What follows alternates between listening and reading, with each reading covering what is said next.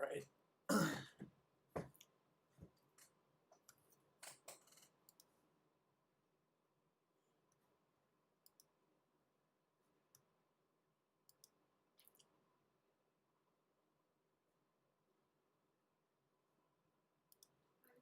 Well, now I finally got it live. You got it? Yeah.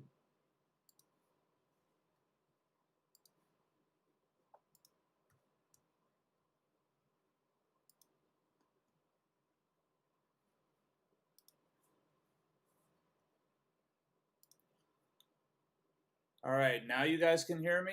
Can you hear me okay too?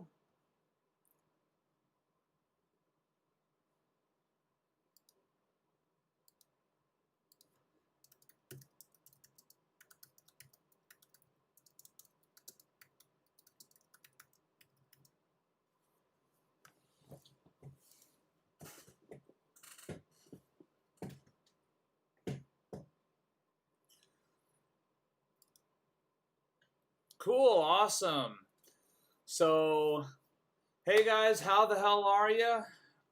Thank you very much for sticking it out with me through the technical difficulties as I got this up and running. So it's been a while since I've used OBS on Mac, so not exactly smooth on my end, and that's completely and totally my fault. Just me not really remembering what the hell I'm doing. So I apologize for that, but yeah, we are live now. So hey guys, how the hell are you?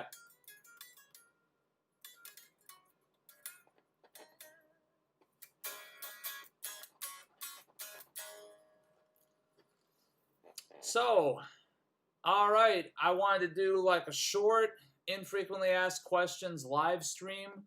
The reason why is because this last 2 weeks, I got my new Reaver guitar from Alan, and it has basically inspired me to just keep writing and keep playing this a shitload.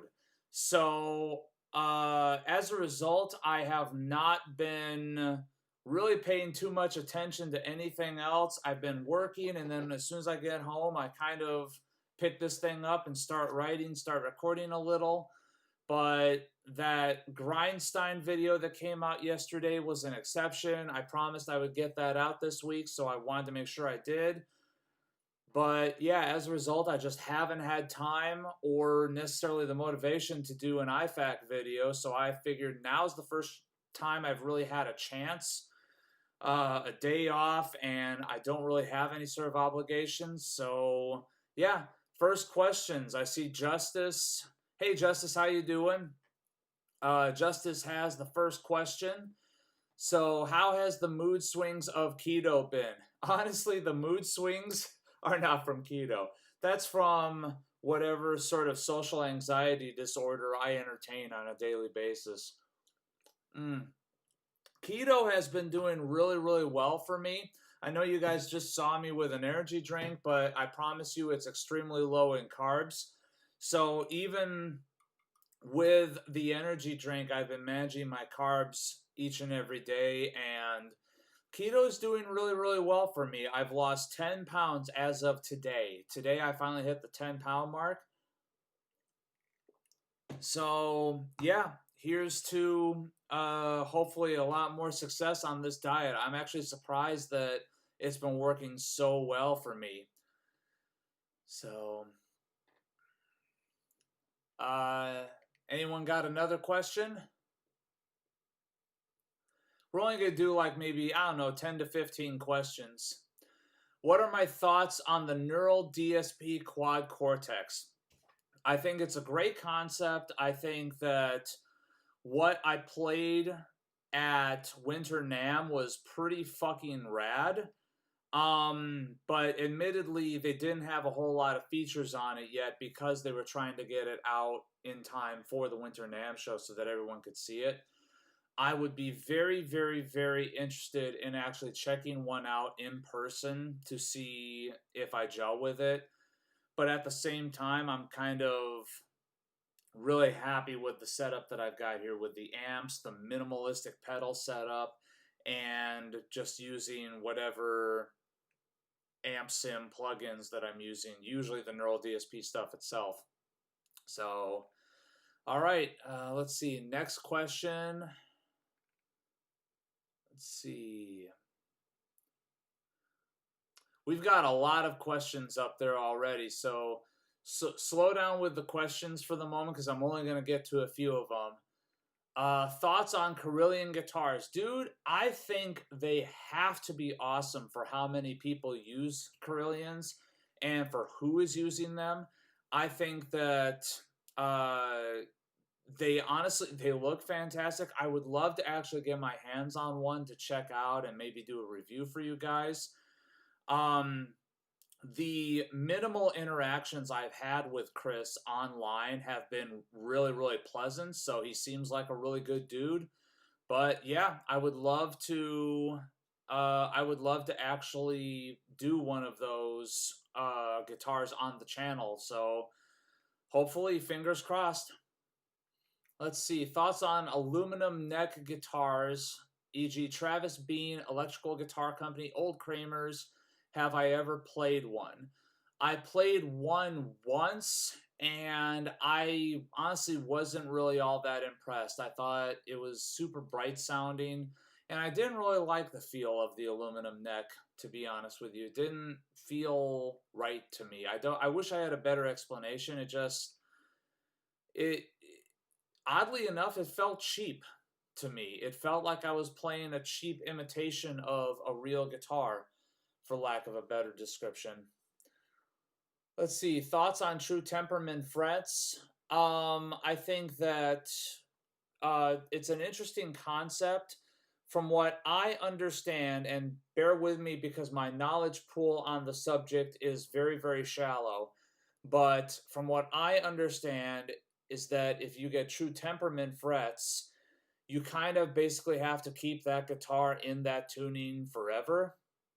And I don't know if that's 100% accurate or not, but that for me would be a deal breaker if that is accurate, because I like being able to change up different tunings on an instrument, because part of the fun is figuring out what works best for an instrument, whether it be the parts and the components, even down to the tuning. Some instruments, they might be designed for something, but they work better in something else. I'll give you a great example. That LTD Black Metal 7-string that I reviewed, like, it was loaned to me, and the guy that loaned it to me keeps it in B standard all the time. And when I first picked up and played it, it sounded awesome in B standard. But as soon as I dropped it down a half step, that guitar fucking loved B flat standard. So, what if you get True Temperament frets, and that is if that is really the case where you have to keep that guitar in the tuning the whole time? What if you get True Temperament frets and then that tuning is just not working for that instrument? So that to me is a little bit of a deal breaker on them. Let's see. What do you think of bands like Dying Fetus and Nile? Well, I think they're kind of on opposite ends of the spectrum a little bit. I've been a Dying Fetus fan for a long time. And I I definitely have dug them quite a bit. I think they're a better live band these days than on record, in my honest opinion. I love seeing them live, but honestly, recordings I can kind of take or leave. I haven't really been following them too closely as of late, but I do check out the new records every time they come out. They're good, just not necessarily my favorite death metal band, but they are excuse me, they are a better than solid band. They're actually a pretty damn good band, to be honest with you. As far as Nile goes, fucking love Nile, have loved Nile ever since the first time I heard them, ever since the first time I saw them when I saw them open for Cannibal Corpse at the Rave in Milwaukee. And the very first song they played was Black Seeds of Vengeance, and from there, fucking hooked.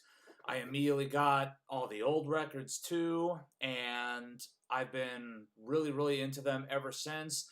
To me, they can kind of do no wrong. And what's funny is that even though every single record of theirs kind of has a sort of similar sound, you always get the impression that each record is kind of its own unique thing going on. Like some records are super duper techy for the sake of being super duper techy. Some records that kind of slightly dumb it down a little bit so it's a little bit more cohesive. Either way, it always kicks ass. So fucking phenomenal. I love that band. How many pedals is too many? So to me, I think well, if you remember from something that I mentioned during the last iFAQ video, I don't like pedals. I really don't have any interest in getting choruses, delays, reverbs, ring modulators, all sorts of weird shit. I just like dirt boxes. So, you know, when I did that rock board pedal board video, a lot of people complained about the fact that I have the power supply on the top. And the reason why I have it on the top is A, I don't like using a lot of pedals. I have hardly anything on my board at any given time, usually 3 to 4 pedals, which still fits up there even with the power block on top. And I have the power block on top so that I have easy access to it in case I need to like change things around, like if I'm going between 3 pedals or 4 pedals, whatever. But I really don't put a lot of shit on my board. I don't put a lot of shit in my signal chain. I like keeping it simple. I do tuner, dirt box, and then gate into whatever I'm using, whether it be an amp, whether it be into the interface. And every so often I throw a wah pedal on there, but that's really it. I don't like a lot of effects pedals, to be honest with you. Let's see. Next question. Have you played any guitars by Ran? Yes. Chad, my buddy Chad, who you guys have seen in a few videos, like the Legator video, for example, he got one of the last Rans that came out of the shop. He got one of the headless Crusher models, and I thought it played incredible. I thought it sounded incredible. My one gripe that I had about it at the time, and like it's a minimal gripe, but to me, I noticed that the fretboard edge wasn't really rolled off at all. To me, it was just kind of like a perfect right angle. And it was something that I noticed when I was playing it. So anything that affects the playability, not necessarily a fan of, but everything else besides that, Jesus Christ, that was a beautiful instrument, really, really well built. I would love to see Ran come back out.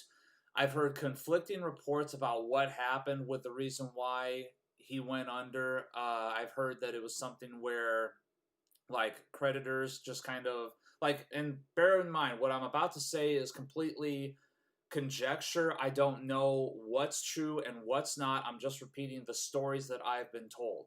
So I've heard everything from, you know, the most malicious, which is that he just stopped replying to everybody, all the way to the story that I've heard a few more times is that at some point people just kind of or rather at some point his business partners or investors just kind of showed up at his warehouse and basically just raided it and cleaned him out, took everything from him so that he could not build instruments.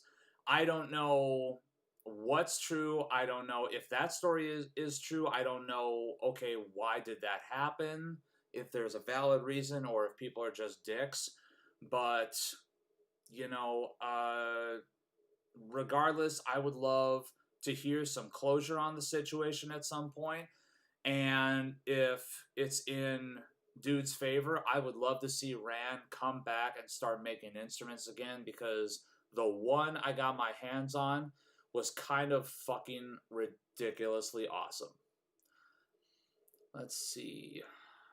Let me go down here. There's a lot of questions so far. I'm going to pick and choose a little bit here.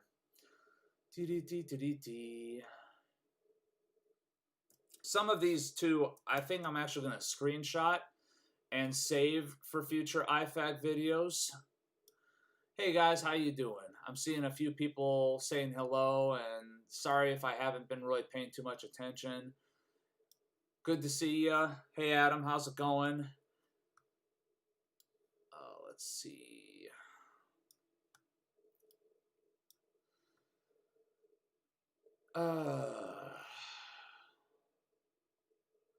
Let's see. Am I originally from Rockford, Illinois? You've mentioned the Guitar Center from there as well as Gazzardo's in some of your reviews. Yes. My mom and dad still live in McChesney Park. We actually just visited them not too long ago. It was cool to come home and see them and also hang out with a few people. That's actually funny you should mention it. I just got this actually from Urban Forest Craft Brewing, which is on Riverside, in between Loves Park and Rockford. I would highly recommend, if you love beer, go to Urban Forest Craft Brewing and check out their wares, because oh my god, was that beer delicious. Also, on a music related note, one of the co-owners of Urban Forest Craft Brewing is one Alex Kando, who used to play bass for Darwin's Waiting Room and Flaw and 5 Bolt Maine and Alston back in the day. So there's definitely a little bit of music pedigree there. I would highly recommend, if you're in Rockford, to go to Urban Forest Craft Brewing, because holy shit was that delicious. Let's see.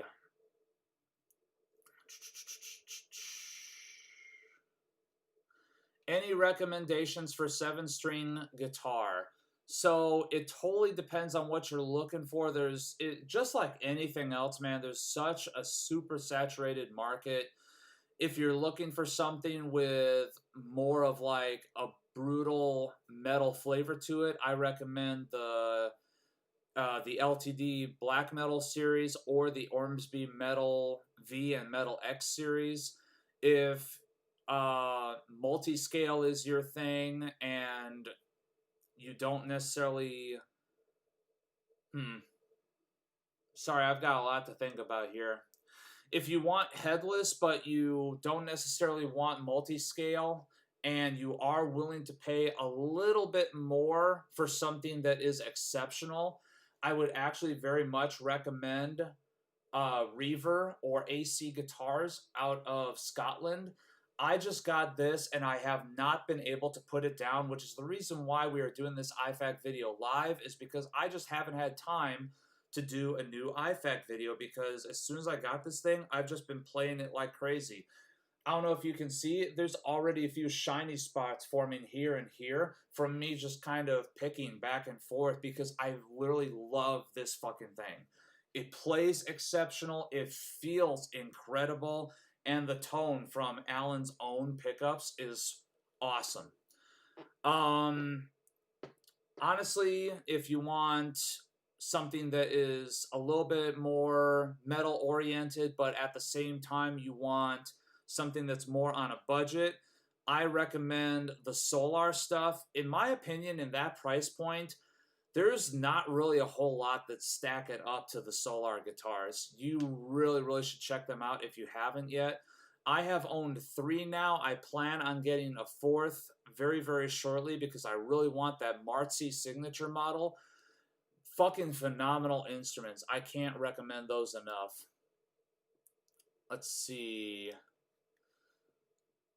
A few people are saying that they can barely hear me. Hold on one second. Is that better? Can you hear me now? Just okay?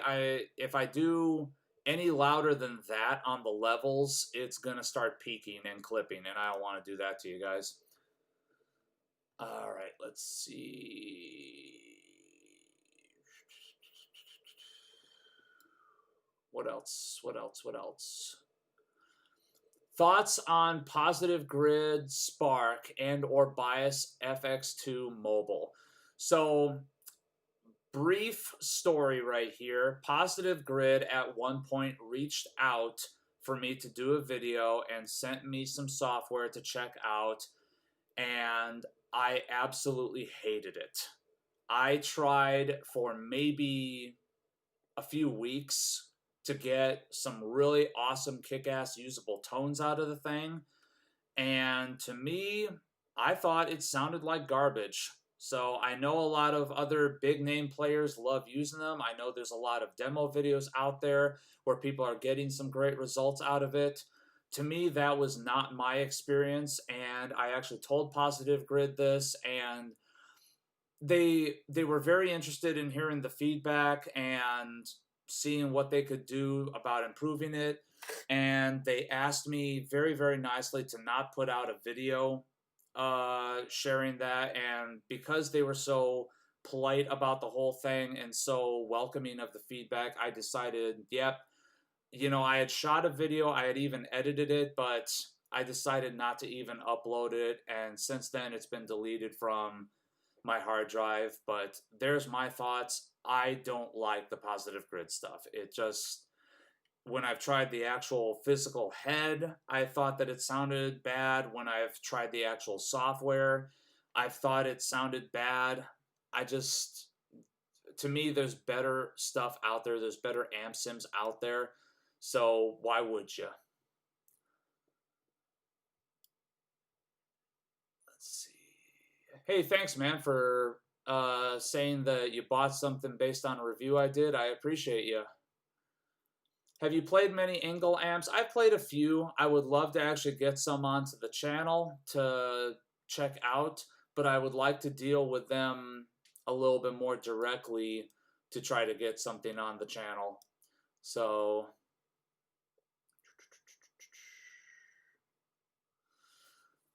what's the learning curve like for the interfaces on an Axe-Fx or Kemper? There's definitely a learning curve. To be honest with you, like when I owned a Kemper, I never actually figured out everything that I really should have learned about that thing. So, I should have just probably never have gotten it, to be honest with you. Like, I've found it so much easier using amps into the 2 notes and then into 2 notes wall of sound. Excuse me. I felt like I never really got the most out of the Kemper, even when I did try to sit down and actually learn it.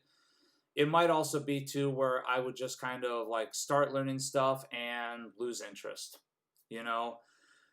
One of the things I did notice when I had the Kemper is that if you have to tweak anything on there, it dramatically affects the tone. So to me, the best thing to do was to just get incredible profiles and actually pay for incredible profiles and just go with that.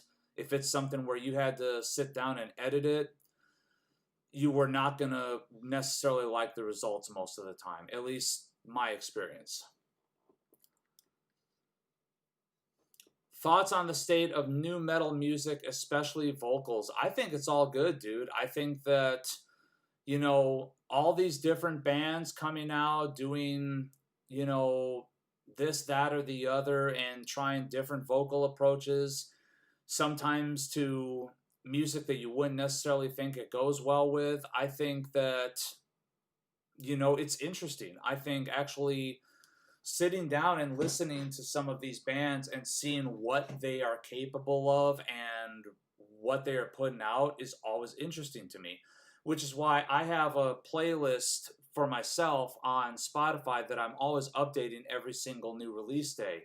So I go on to Metal Sucks, shit that comes out today. I go on to Metal Injections, the weekly injection, and I literally just add everything to this playlist. And I just kind of shuffle through it, delete shit that I don't care for, stuff that I do care for, I keep in, and I like certain songs that I hear that are incredible.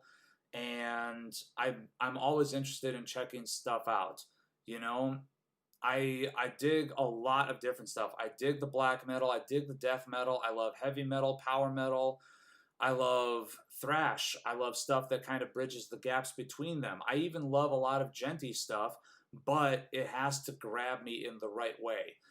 I love metalcore. I love deathcore. I love, fuck, even new metal if it's something that is done exceptionally well.